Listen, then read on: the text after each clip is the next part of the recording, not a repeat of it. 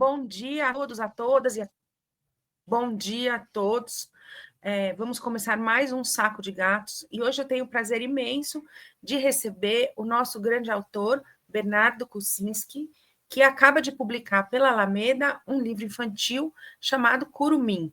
É uma alegria conversar com o Bernardo. Esse livro demorou um tempo a mais do que eu gostaria que ele demorasse para ser editado, porque a gente não costuma fazer livro infantil na Alameda, mas esse é um caso especial em que merecia e que é um super livro. Então, gostaria de chamar o Bernardo aqui.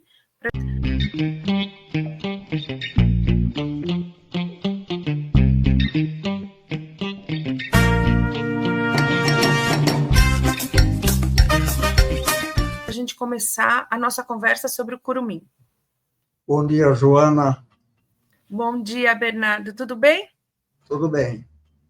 É um prazer te receber aqui no Saco de Gatos para a gente conversar sobre o Curumim, que é esse novo livro que você está lançando. Queria que você me contasse um pouco da ideia de como surgiu esse livro, que foi um momento especial, né? Ele surgiu de uma forma muito engraçada, porque fazia tempo que eu realmente não tinha nenhuma inspiração, nenhuma ideia, e aconteceu de mais ou menos, acho que 1 ano e meio atrás, 2 anos já quase. Eu tive uma pneumonia braba e fiquei internado numa UTI, uns 3, 4 dias lá. E lá naquela sala da UTI tinha uma televisão que só passava filme de terror. Esses filmes de extraterrestre, monstros. E aí passou um filme que tinha um monstro que só enxergava de noite. De repente, assim, me veio a ideia dessa história do Curumim. A ideia praticamente inteirinha me veio. Um menino que só enxerga de noite, de dia não enxerga nada, aí aparece um negrinho, o negrinho ele enxerga. Então, surgiu essa ideia e ficou lá na minha cabeça, e quando eu saí do hospital, me deram alta, eu comecei a escrever, e aí eu veio a ideia do negrinho ser de um quilombo, e aí eu fiz algumas pesquisas, né?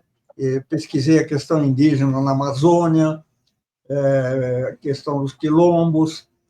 Eu tinha já alguma informação, porque a minha mulher, há uns 4, 5 anos atrás, visitou um quilombo no Alto Amazonas, lá no Rio Trombetas, junto com uma jornalista inglesa. Então, eu tinha a história desse quilombo que ela visitou, uma história real, né?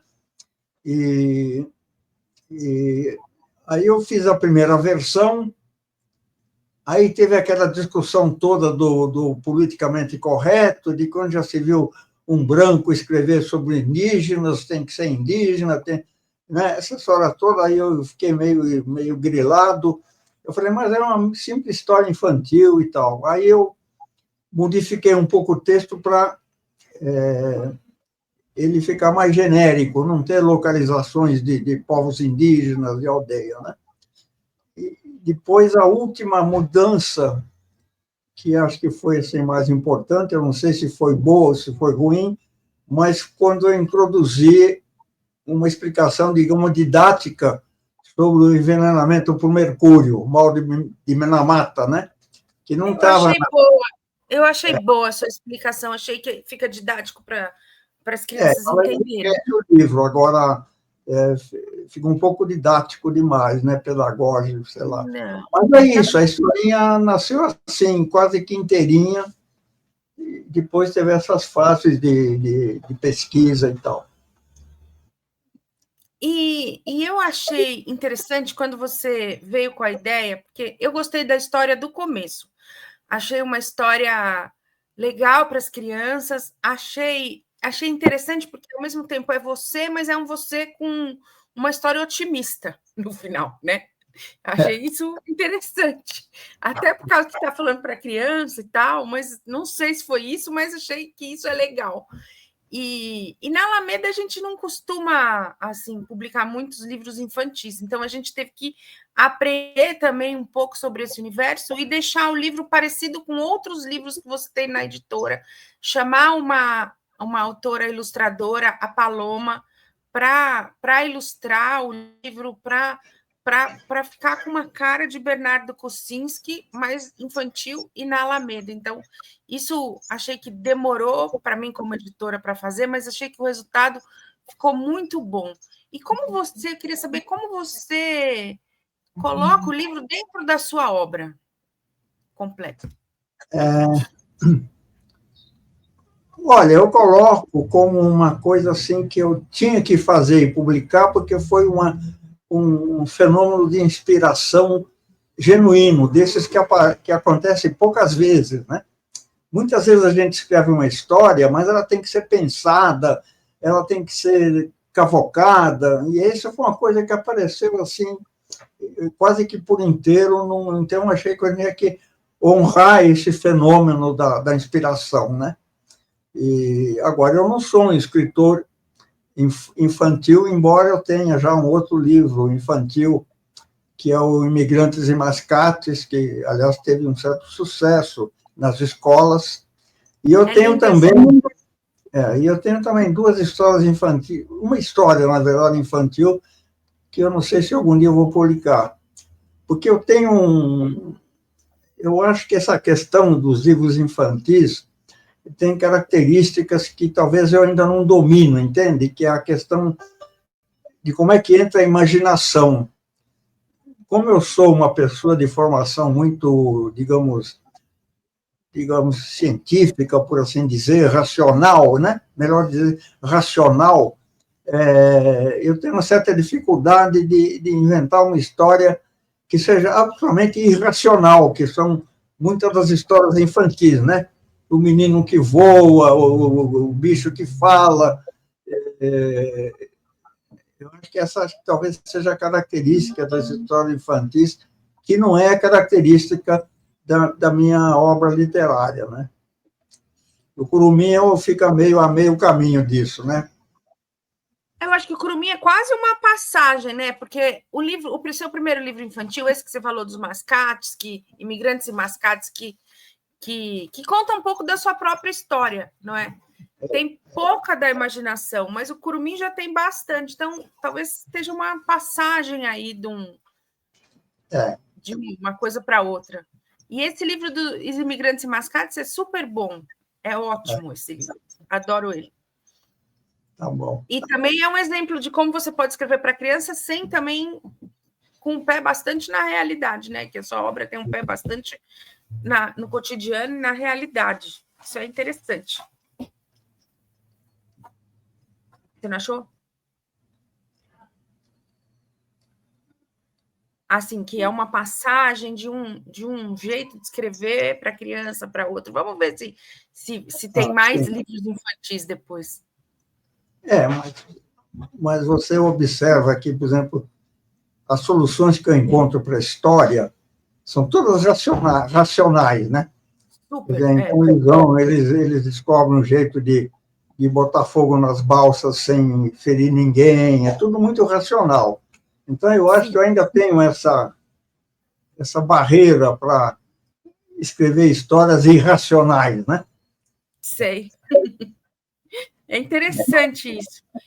E esse processo, nesse tempo, esse processo que a gente viveu nesse tempo do livro, procurar uma ilustradora, achar uma ilustração legal, isso foi um negócio muito interessante para mim como editora, e eu gostei demais. Assim. Eu gostei muito, muito das ilustrações, né? Que falei logo no começo, né? Elas são muito bonitas, realmente. Elas têm um estilo característico indígena, né? E são muito bonitas, realmente muito bonitas. A Paloma está de parabéns. Um dia a gente vai promover um encontro, você e a Paloma, antes do lançamento. Tá bom.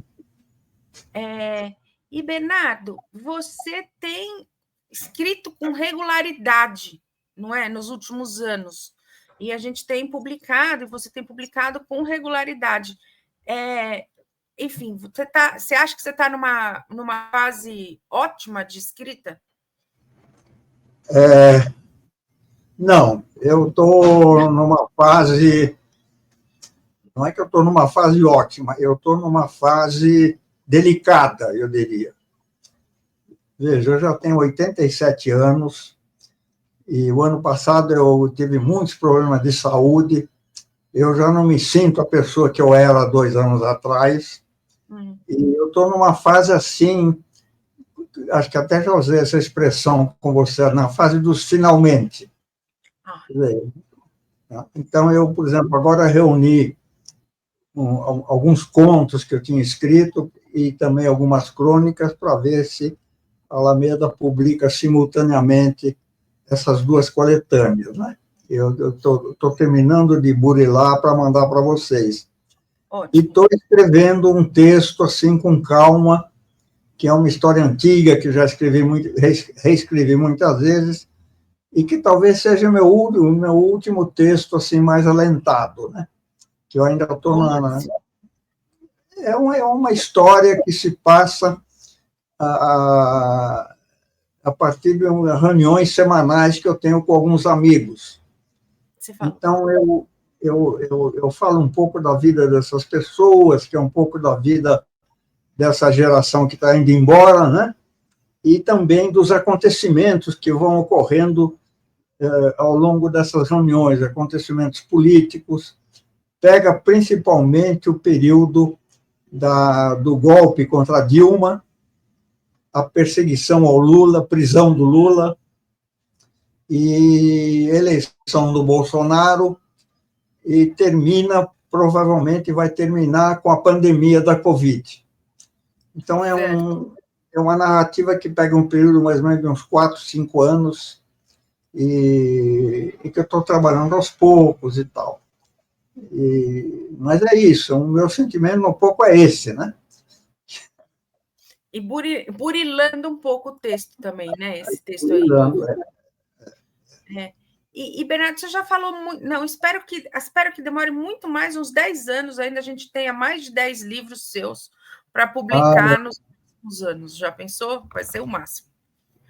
E você já falou muitas vezes, mas eu acho sempre interessante falar a sua passagem de jornalista para escritor, né? E agora um pouco para escritor infantil nesse caso.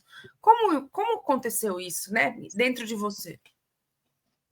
Olha, a minha passagem de jornalista para ficcionista foi realmente uma coisa surpreendente, né? Eu sempre me surpreendo com isso e sempre lamento que ela não tenha se dado antes, porque eu já estava com 70 anos, 72, por aí. Eu tinha acabado de ser aposentado pela compulsória. Naquela época, compulsória era aos 70 anos, agora parece que é aos 75.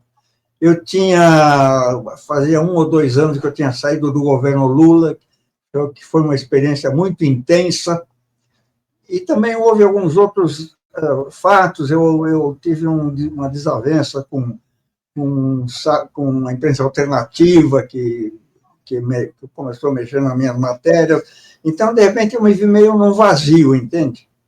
E aí eu escrevi uma primeira historinha. Naquela época surgiu uma revista semanal, uma revista que deveria ser semanal, na verdade ela ficou sendo mensal, lançada por sindicatos, né, aqui de São Paulo, o sindicato dos bancários, dos sindicatos, acho que dos metalúrgicos também, do ABC, e eles tinham um pequeno espaço para contos e crônicas. Então, comecei a escrevi uma primeira historinha que estava na minha cabeça, depois tive enorme facilidade para escrever. E também eu tinha saído do governo Lula e eu tive a ideia de uma novela policial,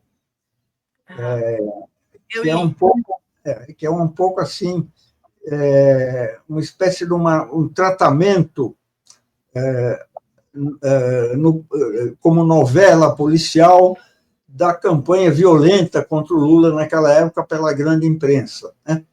E nós tínhamos eu tinha um amigo que editava o jornal ABCD Maior, lá em São Bernardo, e ele tinha um espaço para publicar essa novela em capítulos. Então, essas são as primeiras coisas que eu escrevi, essa novelinha policial, que saiu como folhetim, em capítulos, no ABCD Maior, e esses contos para essa revista. E aí, depois, eu senti um enorme prazer de escrever ficção, né? E principalmente de perceber que eu escrevia com facilidade, porque naquele começo, realmente eu escrevia com muita facilidade, né? A coisa saía assim, aos borbotões, né? Hoje já é mais difícil. E eu me diverti muito, foi uma coisa assim divertida, não foi uma coisa sofrida, nada disso. Foi basicamente... Te fez muito bem também, né? Foi uma coisa divertida, eu achei... E eu nunca tinha escrito ficção, 70 anos de vida e nunca tinha escrito ficção. Então, essa que é a história. E agora já fazem 17 anos de um ficcionista, né? 17 anos, Parabéns, que é um tempo. E você, no final, acaba se consolidando até mais como escritor agora do que como jornalista. Então, você teve muita premiação, muita leitura dos seus livros e tal. Então, isso é muito legal, né? Eu também, eu percebi que estava dando certo como ficcionista, eu fiz um corte, falei, não, agora eu não mexo mais com política. Podem me provocar, me convidar, me chamar, que eu não quero saber. Deixei para trás, como se fosse uma outra vida, entende? Entendo. Senão eu ia ficar, sabe, misturando as coisas, muito complicado. Entendo. E esse livro infantil, ele de alguma maneira você de alguma maneira mexeu com a sua própria infância ou com a infância dos seus filhos e netos? Você lembrou disso quando você escreveu? Como que foi isso? Aquele primeiro, sim, ele foi uma coisa bem mexeu, né? Porque eu revi toda a minha vida, a minha infância, a minha família. Agora, esse aqui não, esse é ficção pura, não tem nada a ver com a minha vida. O único ponto, acho que, de contato com a vida real foi que eu me apropriei um pouco das coisas que a minha mulher me passou daquela viagem ao Rio Trombetas, né? Que ela várias vezes me contava a história de como é que foi. Eu próprio também já tive num quilombo lá na região, não foi no Trombetas, foi na região, não me lembro mais aonde, mas tive num quilombo também lá pelo lado de Goiás, de Mato Grosso. Então, eu tinha um pouco essa memória do quilombo também. Você vê que tem detalhes na história que, às vezes, as pessoas não percebem, mas que são coisas que vieram realmente a dizer. Por exemplo, os meninos do quilombo eram todos parecidos entre si. Porque nesses quilombos, como são poucas famílias, principalmente os quilombos remanescentes, tem muita coisa de, sabe, é tudo quase que a mesma família, né? Também a forma como eu descrevo o quilombo, muito precário, em contraste com a aldeia indígena, que é toda arrumadinha, né? E realmente, tanto o quilombo em que eu visitei, como esse que a minha mulher foi, eram muito precários, né? Eu estive num também, lá perto ao norte de Brasília, que já é moderno, com ativismo político, com um programa Luz para Todos, esse tipo de coisa, mas os quilombos, os verdadeiros quilombos em lugares remotos, são muito precários, né? Então, essas coisas não são gratuitas, elas aparecem na história a partir, realmente, de observações reais, entende? E, Bernardo, eu queria te perguntar, estou louca para te perguntar um negócio, porque a gente viu o governo Trump fechando o governo com leis cada vez mais, digamos, nazifascistas. Como você está vendo essa situação? Porque, né, acho que você já viu isso algumas vezes na vida. Bom, eu acabei de te falar que eu não quero mais falar de política, eu né? Sei, mas eu estou louca para te perguntar isso, até por causa do livro que a gente publicou, né? Então, deixa eu explicar. Olha, em primeiro lugar, eu tenho uma certa, como eu disse, uma certa saturação da política. E na verdade, eu estou numa situação em que eu acho que eu saco as coisas sem ter que entrar em muitos detalhes, né? Eu já saco de longe. Vou te dar um exemplo. Por exemplo, toda essa discussão sobre meta fiscal, taxa de juros, tudo isso para mim é uma grande besteira, porque eu já saquei faz tempo que o capitalismo é um grande cassino e nesse cassino nada é sério, tudo é especulação. Então, eu não perco mais tempo com isso, né? Agora, o governo Trump já é uma coisa um pouco mais enigmática, né, nessa altura do campeonato, né? Porque nós temos... O segundo governo Trump. O segundo governo Trump, porque nós estamos, evidentemente, testemunhando uma era de ascensão da extrema-direita, não só nos Estados Unidos, também na Europa Central, na Alemanha, em Israel, no próprio Brasil. Você vê que nós temos hoje uma extrema-direita bastante ambiciosa, né? Ela não está nada adormecida. Então, o governo Trump, o segundo governo Trump, ele acaba surgindo quase que como uma liderança desse fenômeno, não é? Uma liderança que vai fortalecer essa ascensão da direita em outros países e, ao mesmo tempo, vai mexer muito com a ordem mundial. Agora, nesse capítulo de o que ele vai fazer com a ordem mundial, eu tenho muitas dúvidas ainda. Eu acho que é muito cedo para se julgar. Tem muita coisa que é papo furado e tem muita coisa que é contraditória, né? Por exemplo, o Trump, ao mesmo tempo, quer tomar a Groenlândia, tomar o Canal de Panamá, e, ao mesmo tempo, ele diz que ele quer acabar com as guerras. Ele quer ser o governo que vai acabar com as guerras. Então, tem muita coisa que ainda temos que esperar para fazer um julgamento, né? E a outra coisa que me chama a atenção no governo Trump, nesse segundo governo Trump, é que como é que, de repente, a civilização, a humanidade passa a ser dirigida por gente desse tipo, né? Gente quase que louca, né? O Trump, esse Netanyahu lá em Israel, nós aqui elegemos o Bolsonaro. É uma coisa realmente deprimente como a sociedade humana, ela realmente, a minha conclusão, ela parece que não deu certo, né? Ela não deu certo. Uma coisa impressionante. Porque eu fiquei muito chocada com esse avião de brasileiros vindo em condições inacreditavelmente ruins, assim, algemados, apanhando, porque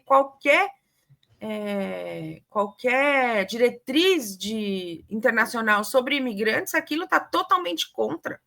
Aquilo vai totalmente contra qualquer diretriz de reimigração de imigrantes ilegais e tal.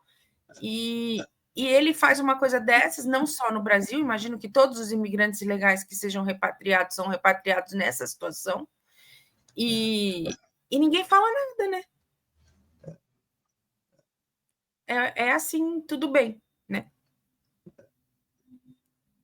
Mas agora é um programa bem agressivo esse das deportações, né? Muito, entrar nas escolas, pegar as crianças, as famílias, é algo bem agressivo, agressivíssimo. Então, é uma tristeza um pouco.